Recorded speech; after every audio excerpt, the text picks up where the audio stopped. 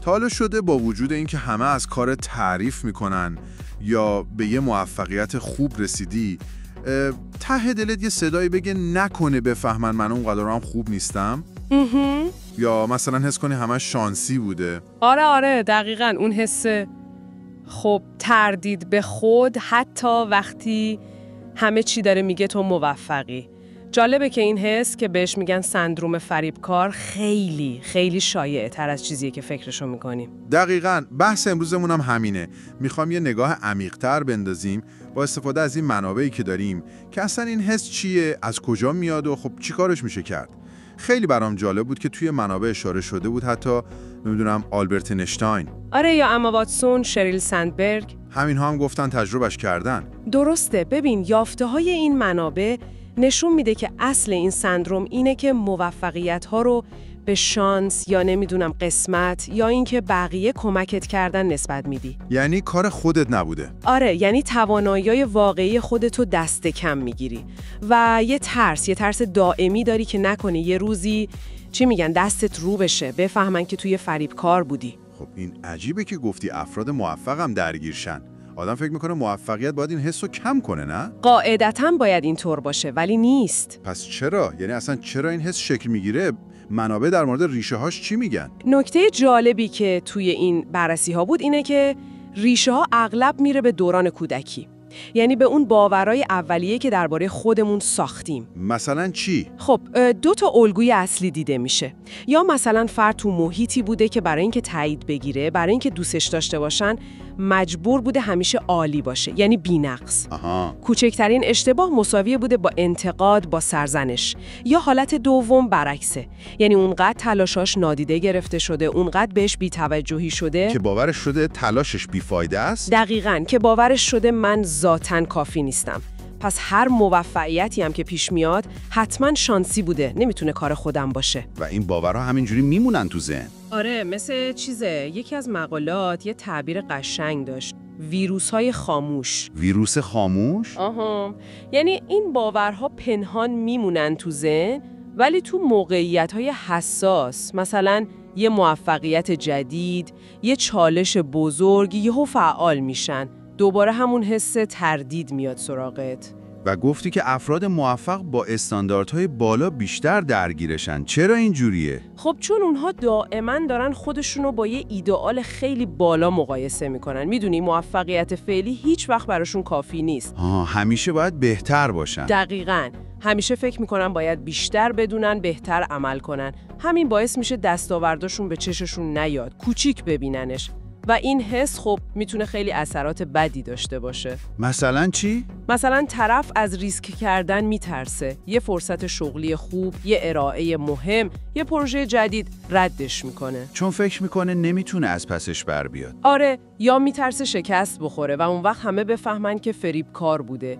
یا حتی تو جلسات ساکت میمونه، حرفی نمیزنه چون فکر میکنه نظرش به اندازه کافی خوب نیست. و نقش دنیای امروز مثلا شبکه‌های اجتماعی اینها چیه تو این قضیه؟ قطعاً بی تأثیر نیست. ببین وقتی شما دائم دارین نسخه‌های خیلی عالی، فیلتر شده و بی‌نقص زندگی بقیه رو میبینی، همون هایلایت هاشونو. آره، خب ناخودآگاه مقایسه میکنی و این میتونه اون حس ناکافی بودن رو خیلی تشدید کنه. انگار همه خوبن و فقط تویی که داری با این تردیدها سر و کله میزنی. خب فکر میکنم با این چیزایی که گفتیم خیلی‌ها الان دارن سر تکون میدن، میگن آره منم همین حسو دارم. راهکار چیه؟ یعنی بر اساس این منابعی که بررسی کردیم چی کار میشه کرد؟ یعنی اولین و مهمترین پیامی که این تحقیقات میدن اینه: شما تنها نیستید.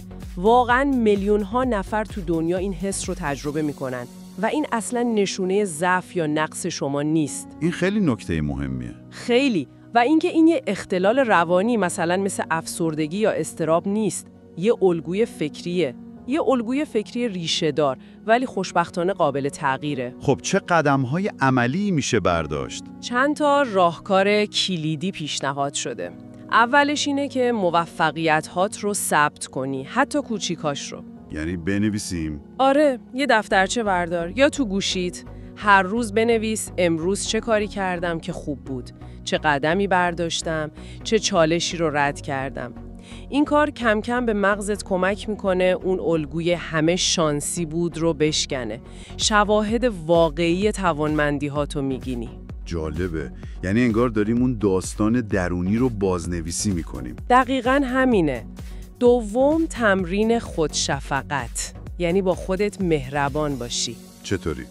وقتی اشتباه میکنی یا اون حس بد میاد سراغت، از خودت بپرس اگه بهترین دوستم الان این حس رو داشت، بهش چی میگفتم؟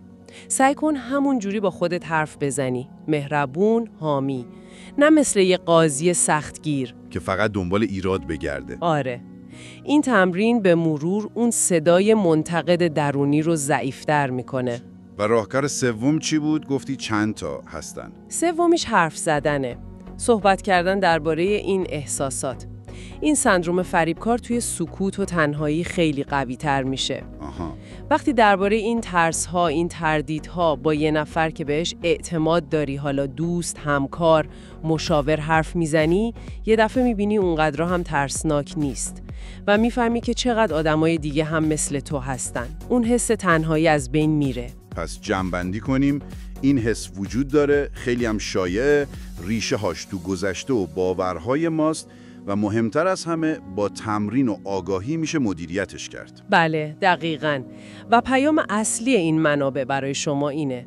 یادتون باشه، شایستگی شما فقط به اون نتایج خیلی بزرگ و خیر و غیرنده نیست. شایستگی شما تو تلاش هاتونه، تو یادگیری هاتون، حتی تو زمین خوردن و دوباره بلند شدناتون. درسته. اون صدایی که توی سرتون هی میگه تو کافی نیستی، تو داری همه رو گول میزنی، اون صدای گذشته است.